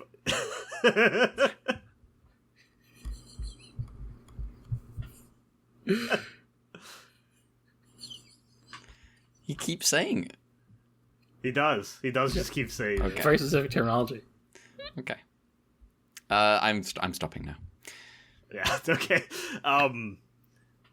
So, I've continued to read Muv-Luv Alternative, and I actually quite liked what it had been doing. There is a scene that has been lingering over my entire playthrough that I've kind of been spoiled on, because much like one of the other very big pivotal moments in this game, it's kind of treated like the Aerith FF7 death, where, like, people just kind of talk about it. This is also true of a thing in Phantasy Star 2, unfortunately. Yeah, so I was, like, kind of like, okay, well, like, we'll get to it when we get to it, and we'll see how, like, bad it is. But there is a fairly infamous, like, backstory reveal of a pivotal character in Muv-Luv Alternative that is just, like her rape trauma backstory, essentially. Mm-hmm. And I was like, okay, well, we'll kind of feel weird. I'm streaming this in a group setting with people, so, like, when it's getting there, I was like, okay, like, you know, warning on this is where I think this is going, and sure enough, it does. It was worse than I expected. It's doing, like, the eroge thing where they are both playing it as, like, a sci-fi body horror, like, rapes, like, backstory trauma scene, but also, like, you know, it's just fully, like, a pornographic, like, thing you're supposed to, you know, take enjoyment in or whatever, and it's not great. I'm playing, like, the all ages version. I am frankly kind of upset at how easily I feel like they could have changed that scene to not have any sexual assault stuff in it. I see. And just be, like, more of a standard alien body horror thing. And they just don't do that. Like, it's incredibly, like, clear what is happening and, like, what's being done and, like, the terminology used. And compared to the consensual romantic sex scenes that have been, have had an axe taken to them, I'm like, well, what the fuck are we doing here? I don't know. It left a really bad taste in my mouth. Having talked with multiple people in in multiple different groups about, like, oh wow, that really sucks.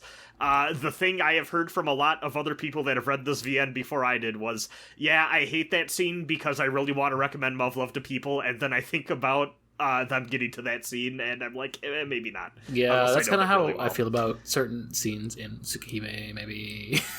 Yeah, no, this is just the VN curse. Yeah, it's, like, it's era, also right? true in like TNS/Tsukihime as well, where it's like, this is a horrible thing, but also because it is a CG being made, like, even if the text is still, this is horrible, the CG is still made with a certain level of love and care for certain audiences.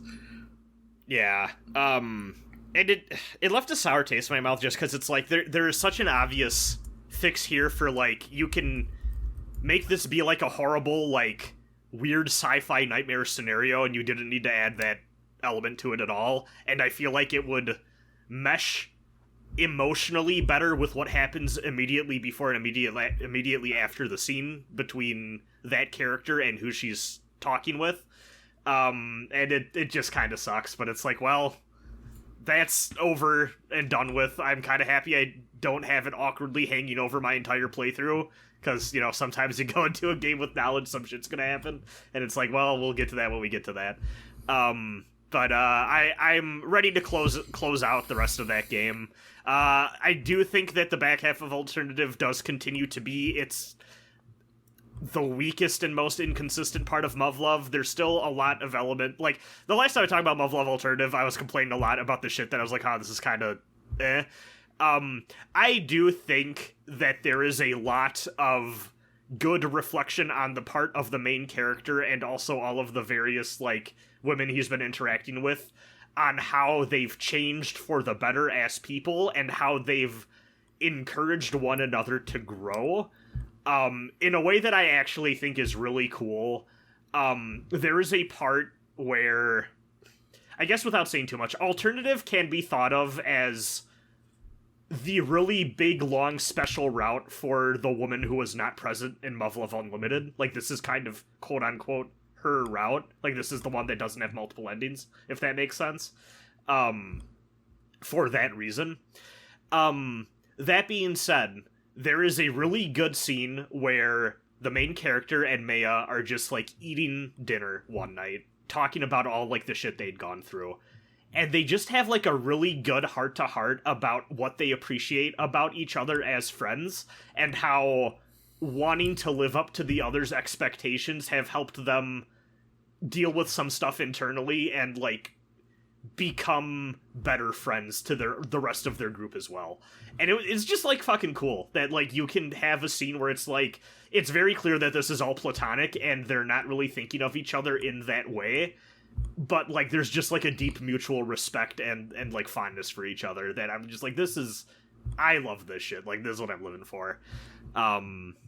So yeah, big fan of that. Big fan of how much, like, the rest of the, like, I think I talked about this before. When you reach the second half of Muv-Luv Alternative, a bunch of, like, the alternative timeline version of a bunch of other characters from Aj's previous games start to get involved in the plot and the mix too. They do a lot of really fun stuff with, like, mixing in their deals. You get really funny scenes of women from not one but two other romantic VNs hearing the main character's bullshit and being like, oh my god, you remind me of this other one fucking guy. Listen, you tell her right now. Don't put her through what this other guy put me through. To fucking tell her right now how you feel. And like, this, like, weird, funny mutual understanding, because all these characters exist in the same genre. It's a really fun time.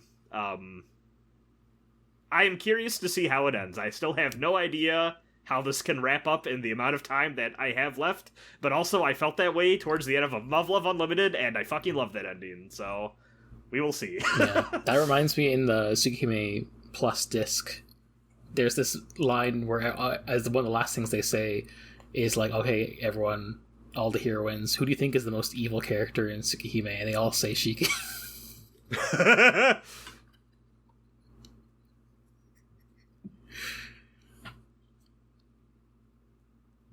But yeah, that is basically it. You know what? There is another thing I was going to talk about that I haven't really done much with. I got a dumb, new, fun little toy in the mail, but I haven't really done anything with it yet, so I'll talk about it next week.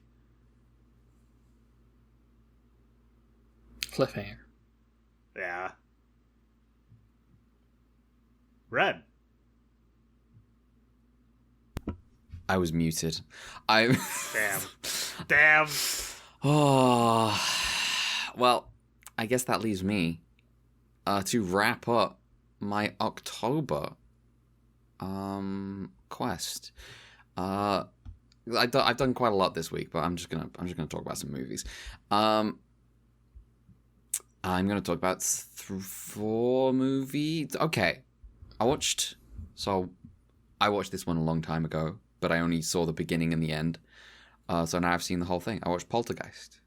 That's a good movie. Ooh, that's a good movie. Yeah, good little ghost movie. I will always remember this movie from a friend that worked at the local Family Video, which is a video rental store akin to, Blockbuster, Hollywood, or whatever. Where the manager had a rule of thumb: if a parent comes in and asks for a scary movie for the whole family or children to watch, you give them Poltergeist. Yeah, because it's scary, but it's not. So No. Yeah, it's not gonna make the parents come back to you mad. And I'm like, that is genius. Actually, it's like the perfect horror movie for a family. It's also because it's a family movie. It's a movie about a family, and you've got multiple different angles of characters reacting to the different ages of characters reacting to the horror. The family are characters. They're very efficiently established as characters. It's very, very well done. Very quick. Now, about 15 minutes into the movie, I paused the movie, and I was like, I might be losing my mind. I have to double check. This is definitely a real 80s movie and not a movie made in the 90s to parody the 80s, right? Because it was going crazy, and then they panned across to the dad reading a book about Ronald Reagan, and I was like, I just have to check. Because it looks like an 80s movie, it sounds and feels like an 80s movie, but all the evidence provided is if I was making a movie set in the 80s and I wanted to signal to people it was set in the 80s, I would be doing these things. Poltergeist is good. It's a very good, good little spooky movie. What else did I watch? I watched The Lost Boys. It's okay. I don't get it. On the one hand I do get it. On the other hand, I'm I'm not that impressed. I'm it's a Joel Schumacher movie about sexy vampires, and Joel Schumacher, extreme, gay guy making extremely gay movies. The Lost Boys is there's a lot going on, but I'm just this movie is too 80s for me. This movie is it should have been a parody. This should have been they got to the end of the movie and they revealed that a character was a vampire, and I was like, this is just too gratifying. This is to the audience. This is because I don't know. I do like the mother in the movie. I think the way that she is depicted as genuinely just she's just trying to claw a life back is pretty good, but I'm just the very end. I think the first half of The Lost Boys is good, or the first 30 minutes or something, and then I think after that it kind of loses me. Oh well, it is what it is. I feel like this is a thing a lot of people I've seen. I feel like this movie definitely has a reputation that it does very hard to live up to for people coming to it now. Yeah. Because for a long time, this was this is the cult hidden gem. Yeah. That, yeah, exactly. Sexy vampire stuff, like you said, it's not really. It's kinda. Yeah, I get it. I get it, but I get it, but also I can do better. It's fine. Also, what? This is one for the Hot Topic generation. I watched The Evil Dead, as I mentioned. That's very good. That's maybe the opposite of The Lost Boys, in that the first, 30 minutes is this is kind of like a standard, cheap horror movie. And then it kind of sets up the whole, it's and then one by one, all the characters are going to get, the characters are going to get possessed, and then, and then have to be killed in, gruesome ways. And then everyone except Bruce Campbell is possessed, and I check how much of the movie I've got left, and it's over half. And I'm like, what the fuck is the rest of this movie? And it's just Ash going through it. It's so good. Yeah. And I understand, Evil Dead 2 is, the one. But, that or Army of Darkness, depending on the audience. Oh, I see. But this one... But also, Evil Dead 2 is a lot closer, I think, in, I guess, plot, premise. I just mean in terms of, people's favorite, Evil Dead movie. Yeah. Okay, yeah. I think it's either Evil Dead 2 or Army of Darkness. But yeah, I really like The Evil Dead. I thought it was good. I think there's a lot of just... It is really just the strength of Bruce Campbell having a terrible, terrible, terrible time for the back half of the movie. That's very good. And then yesterday I watched I feel like I watched 2 movies yesterday. No, not yesterday, because yesterday was the 1st of November. The day before, Halloween. I did watch 2. Oh, I did watch The Lost Boys on Halloween. And then I watched a much better movie. I watched Hellraiser. Hellraiser rules. I still need to see that one. It's like a big blank spot. It's a banger. It is very much it definitely feels like a horror movie written by someone who writes horror novels. And it's there's a lot of, because the movie is mostly, it's about this weird fucked up family, and their weird dynamic that they've got going on, and then the Cenobite, the actual Hellraiser, the magic stuff is kind of, it's kind of a background elements in the movie. And the real shit is this woman who would do anything for this awful, awful man. And it's very good. I was a very big fan. Also, just gross movie. Very big fan. Yeah. It's fucking... That's probably why I would not be able to. Yeah. And I've been kind of at this point, I'm definitely a fan. I'm definitely a fan of these gross practical effects horror movies at this point. But for a long time, this was I was I would never watch Hellraiser, never in my life. But yeah, it's good. I had a good time. That's me. That's it.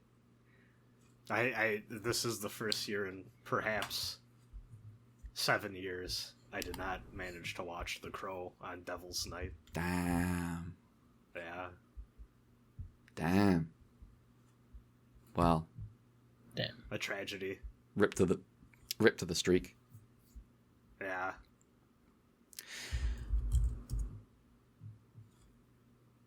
Do we have any emails?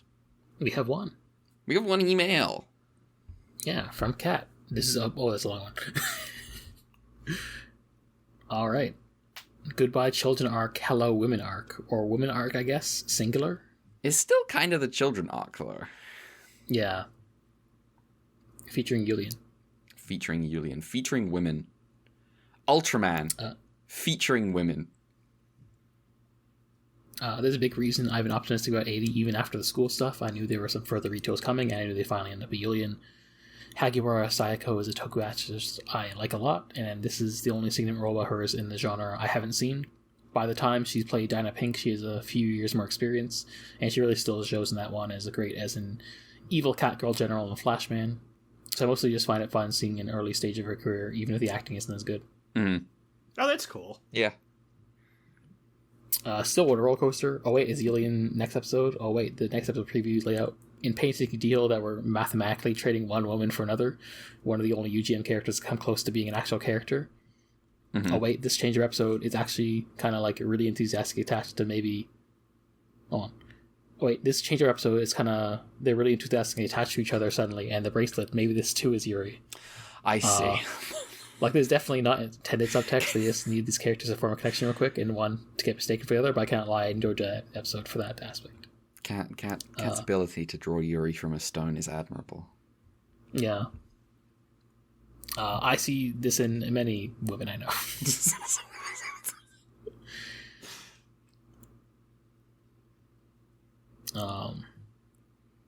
I really did enjoy viewing the episode viewing Yuriko that way, as is tradition for me. Anyway, hey, how do you think that kid who asked Cap if they're hiring more women feels now? Honestly. While the UGM arc entertained me a lot more than if I'd watched those shows in order, it was definitely pretty okay at best, and I agree that the Kid of the Week part had more energy and even let them do some high concept stuff he still couldn't have done with the recurring kids in school. Still, some of them could have worked. Like, imagine the Tetsuo episode was one of the school gang, like I guess like Rakugo or something. Mm-hmm. One of the kids with a shake your home situation, then Professor directing the home movie. That'd be good. Oh, that would be great. I do wonder, like, if the show would work if that episode would work as well. If it was like, oh, we know Takeshi is Ultraman, like they wanted to do at some point, or if it'd have to be one before they know he's Ultraman. Mm-hmm.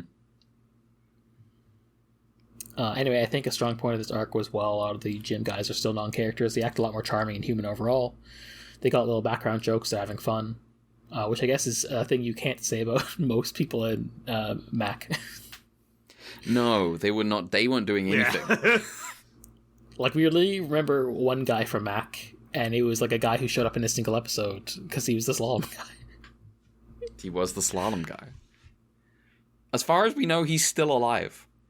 Yeah. I think he could have evaded that giant crab with his slalom. I can't believe the entire organization of Matt was on that space station. All of them. Every single one. All. Yeah. Yeah. It was the all hands meeting day. They watched that fucking, this is too obscure.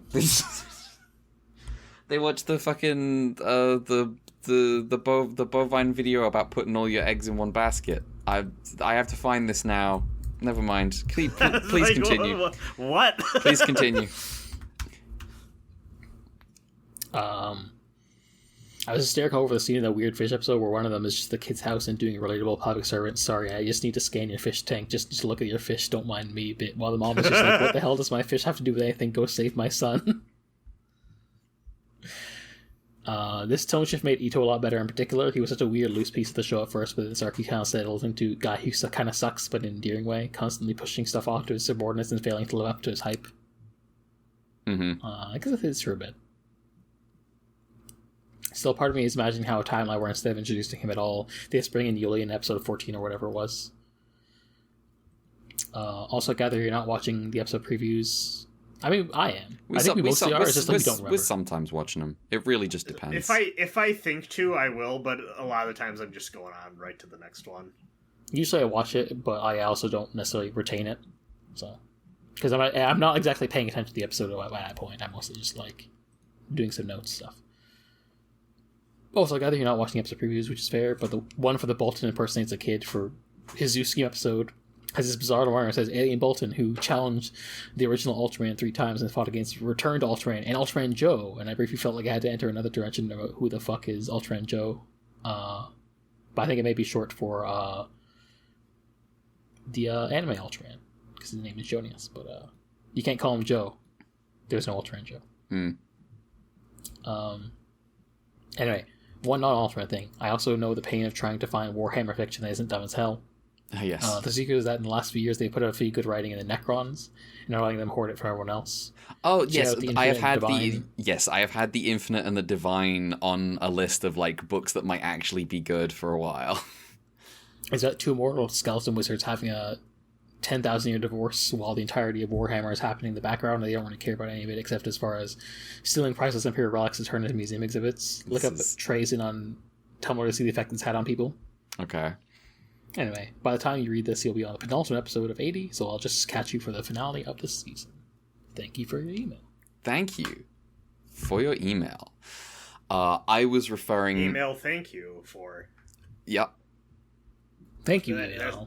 That's how the Joker thanks people for their email. That how... No, do you thinking of Yoda? What's the difference?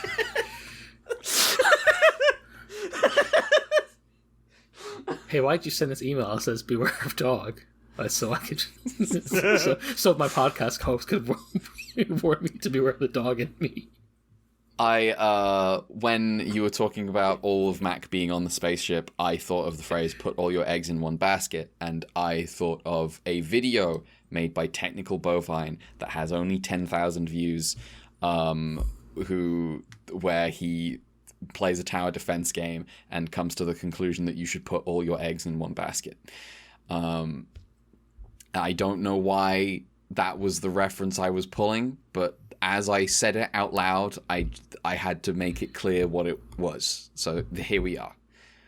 This is the guy where I got the overconfidence thing from. I see. Anyway. Thank you for your email. Thank you for your email. Thank you for your email. That is going to be it. Thank you for your email. We have, we are on Blue Sky. Plugs time. We are on Blue Sky at UltraQ. That is at UltraQUEUE. We're also on Twitter at Ultra_QUEUE. I am on Blue Sky. I'm at Red November. And that's my plugs. Mel, your plugs. Thank you for your email, which you can send to ultrapod@gmail.com. And we have coffee, UltraCoupon. Brad. Yeah. Hi, everyone. It's Be Invoked on Blue Sky and on YouTube. And, yeah. I do have a request for our viewers, actually. I feel like I need to change up what I'm listening to at work to cover a broader range of things. And I was like, maybe history audiobooks and podcasts would be a fun one. If you have a history audiobook or podcast you're really enthusiastic about, send me that shit, because I don't got a lot more of Blowback to listen to. There we go. I need to pick away at that newest season. That's a good fucking podcast. I like that one a lot. And there was a reason why I stalled on it, but it'll be revealed when I actually finish it. I can send you some stuff, because I listen to too many podcasts. Yeah. I was gonna say, Mel, I feel like you would have a lot of shit, actually, that I would... Yeah. Wow. That is gonna be it for today. Join us next time for the last 3 episodes of Ultraman 80. We will see you How are they then. going to end it? How are they going to end it? Will she transform? I keep waiting. It's on the cover. It is on the box. Maybe she won't. Maybe she won't. You don't know. I really don't. Oh yeah, she's on the cover. Maybe they've made up that cover. Maybe it was wishful thinking. In reverse. Maybe I should have asked last week how many episodes until she transforms. But now we have like one. We only got one. Doesn't matter. We'll find out. Okay, no. It's going to be the last episode. Yeah, probably, huh? I think by now, impact. yeah, it has to be the last. It would be really weird if 3 episodes from the end, she's like, oh, she's also fighting now, too. Oh my god. Yeah, I feel like it just makes sense for it to be the last. At this stage, it's got to be the last one. If it's this late, I would not put that on the cover. Listen, That's you know what? This is how Toku fans operate. You know what? That's fucking true. What the fuck? Okay, you know what this feels like to me? Have you ever seen like the home release covers of like Ghost in the Shell that are like the merged like major Puppet Master? Oh no, and it's like, what are you that's doing? so stupid. Like what? Okay, so here's the thing. I talked about this with a friend before, and they were like, to be fair, if you haven't seen the movie, you don't fucking know what that is when you're That's looking true. at it. I'm like, that is true. So maybe it's one of these, but I don't know, actually. If you see a second Ultraman on the You're cover... like, I know what that is. Yeah. That's a So, second I don't fucking Ultraman. know. Who's a woman. I'm putting Zofia in the Ultraman 66 box. Yeah.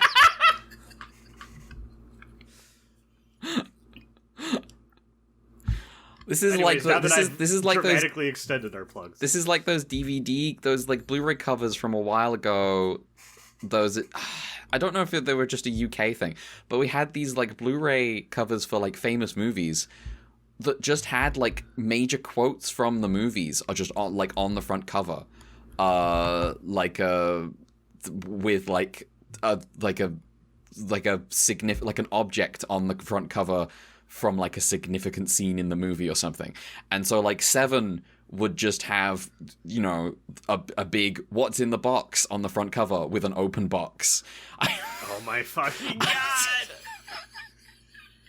Which is so cringe. It was unbelievable. So the point of this DVD release initiative was to basically make every movie Soylent Green. Yeah, exactly. What, you know, who could say what Soylent Green is? Who could say? I think Charlton Heston could. Yeah, he could. I think he'd be pretty good at it. I think Charlton Heston is becoming your new Frank Herbert. For right wing nut job that you're really into. Listen. I might have a collection. We'll see. Yeah. Forming a collection. I haven't seen. I probably need to see more Charlton Heston movies. Listen, sometimes assholes are really fun to turn around in your brain. Yeah. Separate from like how you consider them as people. Charlton Heston's a good one. I mean, mine's Clint Eastwood. I like Clint Eastwood. I think the whole thing about Ben-Hur and what's his name? Tom something? Like the other. Oh, is it the other actor? Yeah. Where he's been told to play it gay. Yeah. That's like such a good thing. Yeah. I want to just mention briefly that after 80, as we said, things are going to get weird, but we'll probably get into more details of that next week. But also just know that the week after 80 is conveniently for us, we're just being like, we're no main podcast that week. That's just going to be skipping the queue. Exactly. That'll be very, very easy. Yeah. All right. Goodbye, everyone. See you next week. See you, everyone. Thank you for your email.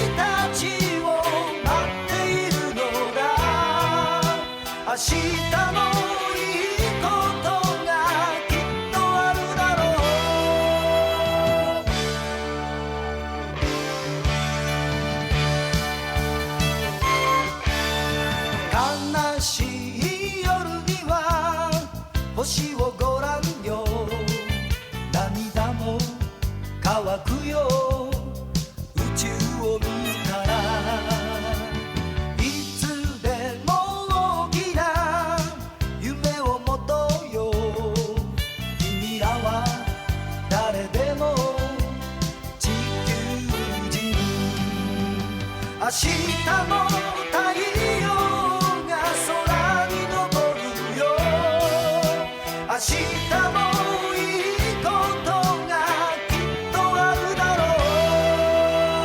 う